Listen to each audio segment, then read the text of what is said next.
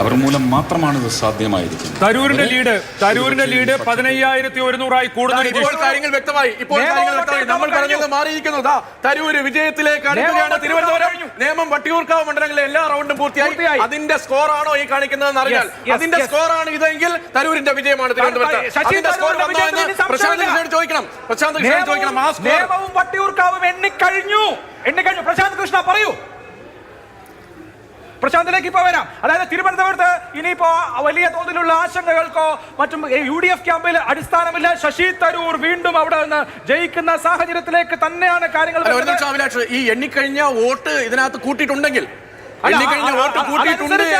15,000 കടന്നത് ഈ നേമവും വട്ടിയൂർക്കാവും കംപ്ലീറ്റ് ചെയ്തതിനു ശേഷമാണ്. ഇനി നെയ്യാറ്റിൻകര, പാറശാല, കോവളം. അപ്പോ കാര്യങ്ങൾ വലിയ തോതിൽ മാറാനുള്ള സാധ്യത ഇനി ഇല്ല. നമുക്ക് പ്രശാന്തിനെ അത്യാവശ്യമായിട്ട് വേണം. തിരുവനന്തപുരത്ത് ഇത് അന്തിമമാണോ എന്നാണ് ഇനി അറിയേണ്ടത്. അതേസമയം ആറ്റിങ്ങലിൽ UDFന്റെ ലീഡ് 639 കുറഞ്ഞിട്ടുണ്ട് എന്നുള്ളത് പ്രത്യേകം ശ്രദ്ധിക്കണം. ആറ്റിങ്ങലാണ് ഇനി ഇതിന് ശേഷം ഒരു ഇഞ്ചോടിഞ്ച് മത്സരത്തിലേക്ക് പോകുന്നത്. തിരുവനന്തപുരത്തിന്റെ കാര്യത്തിൽ നമുക്ക് അവസാന വാക്ക് വേണം. 15,000-ൽ പരം വോട്ടുകൾക്ക് ഇപ്പോൾ ശശി തരൂർ മുമ്പിലാണ്.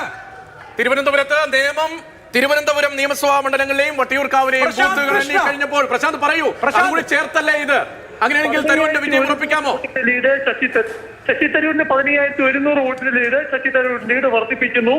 BJPക്ക് ഇനി ലീഡ് പിടിക്കാനുള്ള സാധ്യതകൾ ഇല്ലാതായിരിക്കുന്നു. കാരണം തിരുവനന്തപുരം ഒഴിവാക്കൂ, പക്ഷേ നേമത്തും വട്ടിയൂർക്കാവിലും എല്ലാ റൗണ്ടും പൂർത്തിയായിരിക്കുന്നു. BJPക്ക് വോട്ട് വർദ്ധിക്കാൻ, ലീഡ് കിട്ടാനുള്ള സാധ്യതയുള്ള ഇടങ്ങളാണ് നേമവും വട്ടിയൂർക്കാവും. അവിടങ്ങളിൽ വോട്ടെണ്ണൽ പൂർണ്ണമായിരിക്കുന്നു. നേമത്ത് BJP അവർ പ്രതീക്ഷിച്ച പോലെ തന്നെ 20,000-ലധികം വോട്ടിന്റെ ലീഡ് നേടിയിട്ടുമുണ്ട്. പക്ഷേ അവർ കണക്ക് കൂട്ടിയ പോലെ തന്നെ 15,000 വോട്ട് അവർക്ക് 10 റൗണ്ട് പിന്നിട്ട അവസരത്തിൽ 15,000 വോട്ടിലധികം ലീഡ് നേടാൻ സാധിക്കാത്തതുകൊണ്ട് തന്നെ അവർക്ക് ഒരു പ്രതീക്ഷയും വയ്ക്കാൻ കഴിയാത്ത സാഹചര്യം അവസാന റൗണ്ടിലേക്ക് എത്തുമ്പോൾ ഉണ്ടായി. ഏറ്റവും പ്രധാനം, ശശി തരൂർ തീരദേശ മേഖലയിൽ വോട്ട് പിടിച്ചപ്പോൾ പന്നിൻ രവീന്ദ്രന് വേണ്ട രീതിയിൽ പ്രകടനം കാഴ്ചവെക്കാൻ സാധിച്ചില്ല. പന്നിൻ രവീന്ദ്രൻ തീതിവാദം പിടിച്ച വോട്ടിനെക്കാളും പിന്നോട്ട് പോകുന്നു എന്ന് അവസാന ഘട്ടത്തിലേക്ക് എത്തുമ്പോൾ നാം മനസ്സിലാക്കേണ്ടത്. അത് അവസാന റൗണ്ട് വരെ എണ്ണിക്കഴിയുമ്പോൾ മാത്രമേ നമുക്ക് അതിലൊരു ചിത്രവും വ്യക്തമാവുകയുള്ളൂ. ഇനി ഏതൊക്കെ ബൂത്തുകളാണ്, ഏതൊക്കെ നിയമസഭാ മണ്ഡലങ്ങളിൽ ഏതൊക്കെ ബൂത്തുകളാണ് ബാക്കിയുള്ളത്?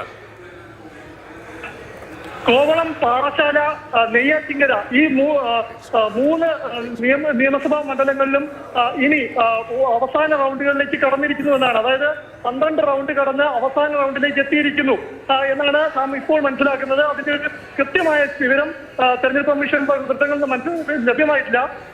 അവിടെ അകത്തുള്ള രാഷ്ട്രീയ പാർട്ടി പ്രതിനിധികളും മറ്റും പുറത്തിറങ്ങുമ്പോൾ നമ്മളുമായി പങ്കുവയ്ക്കുന്ന വിവരത്തിന്റെ അടിസ്ഥാനത്തിലാണ് ഈ നേമത്തും വട്ടിയൂർക്കാവിലുമെല്ലാം വോട്ടെണ്ണൽ പൂർത്തിയായിരിക്കുന്നു എന്ന വിവരം നമുക്ക് ലഭ്യമാകുന്നു. അതായത് തിരുവനന്തപുരത്ത് ശശി തരൂർ ഉറപ്പിച്ചു കഴിഞ്ഞിരിക്കുന്നു. ഇനി പാറശാല, അതുപോലെ തന്നെ കോവളം, നെയ്യാറ്റിൻകര ഈ 3 നിയോജക മണ്ഡലങ്ങളിലെ ബൂത്തുകൾ മാത്രമാണ് എണ്ണാൻ ബാക്കിയുള്ളത്. തരൂരിന്റെ 15,000 കൂടാനാണ് സാധ്യത. തിരുവനന്തപുരത്ത് BJPക്ക് സ്കോപ്പില്ല. തൃശ്ശൂരിലെ ഒരു സീറ്റുമായി BJP കേരളത്തിൽ അക്കൗണ്ട് തുറന്നിരിക്കുന്നു. തിരുവനന്തപുരം ശശി തരൂർ.